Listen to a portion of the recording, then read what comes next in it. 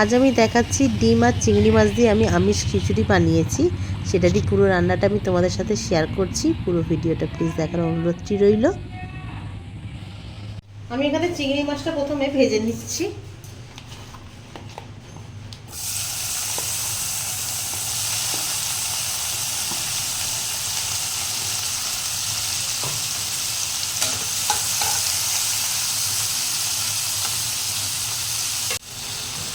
চিংড়ি মাছটা এখানে ভাজা ভাজা হয়ে গেছে, এবার আমি এগুলোকে তুলে নিচ্ছি।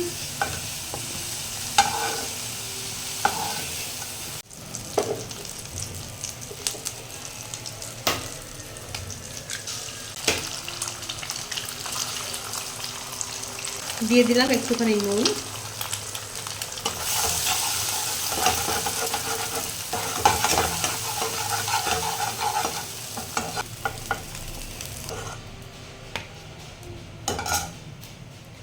ডিম আর চিংড়ি মাছটা আমি এখানে একসাথে রেখে দিলাম। এবার আমি কড়াতে দিয়ে নেব আর একটু তেল। কড়াতে আমি এখানে দিয়ে নেব গোটা গরম মশলা আর তেজপাতা। ফোড়ন থেকে একটা স্মেল বেরিয়েছে, এই সময় আমি এখানে দিয়ে নিচ্ছি পেঁয়াজ।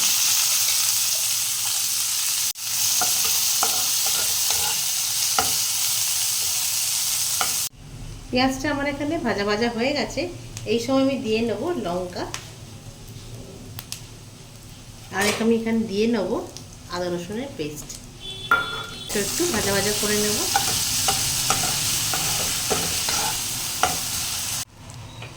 এটা আমার এখানে একটু ভাজা ভাজা হয়ে গেছে, এই সময় আমি দিয়ে নিলাম টমেটো।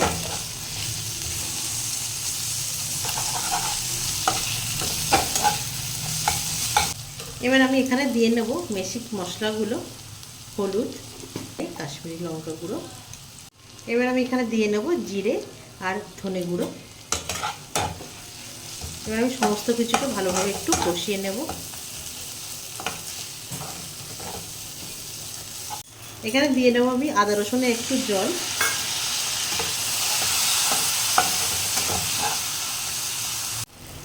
এখানে আমার মশলাটা একেবারে রেডি হয়ে গেছে, সাইড দিয়ে সুন্দর একটা তেল ছেড়ে এসেছে।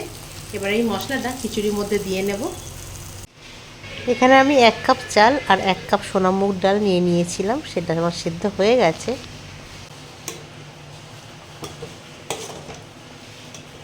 আর আমি এখানে দিয়ে নেব ভেজে রাখা চিংড়ি মাছ আর ডিমটা।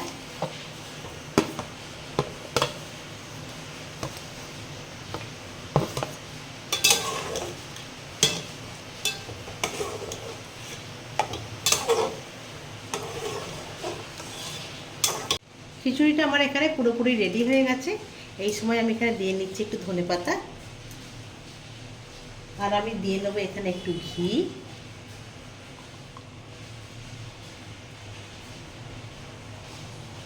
আর আমি এখানে দিয়ে নেব গরম মশলা। এবার আমি এটাকে সব মিক্স করে নিলাম।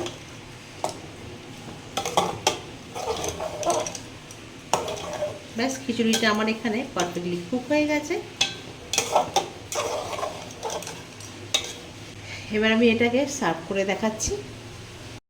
এখানে আমি খিচুড়িটা প্লেটে সার্ভ করে নিলাম আর তার সাথে নিয়ে নিয়েছি সাইড ডিশও। তোমরা তো পুরোটাই আমার সাথে দেখলে খিচুড়িটা আমি কীভাবে রেডি করলাম। তো তোমরা কমেন্টস করে অবশ্যই জানাবে যে তোমাদের আজকের এই রেসিপিটি কেমন লাগলো। সবাইকে এখানেই জানাচ্ছি টাটা।